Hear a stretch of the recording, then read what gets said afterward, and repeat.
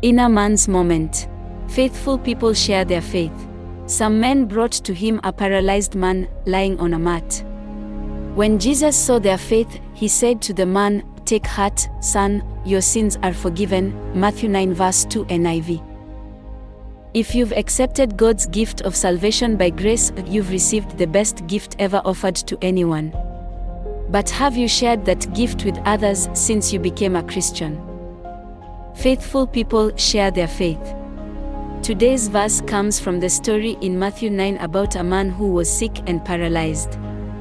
His friends wanted him to be healed, so they brought him to Jesus by lowering him on his mat through an opening in the roof of a house where Jesus was.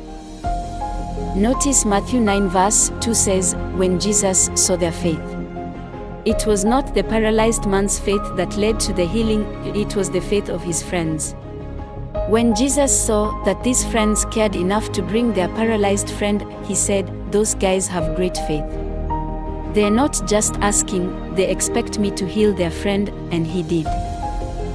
You have friends who are spiritually paralyzed and can't get to Jesus. They are paralyzed by fear, guilt, doubt, pain, or maybe even resentment over being hurt in some church in the past.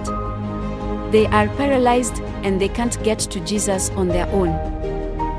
God is watching to see if you will be faithful enough to bring them. And if you are, God will honor your faith. He'll not only heal your friend, He's also going to bless you. It's a blessing of faith. As long as a church will keep reaching out to more unbelievers, God will keep blessing it.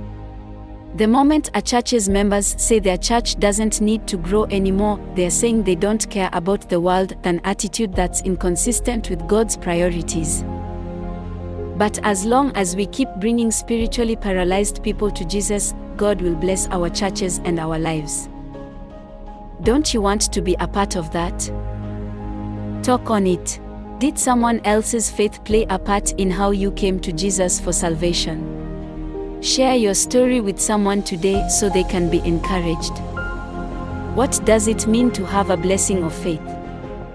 How is your church or your small group actively reaching out to unbelievers and sharing the gospel? If you're not doing this, how can you start today? Thanks for watching and listening. You can receive more Christian messages by subscribe to One Gospel Mobile YouTube channel or like our Facebook page.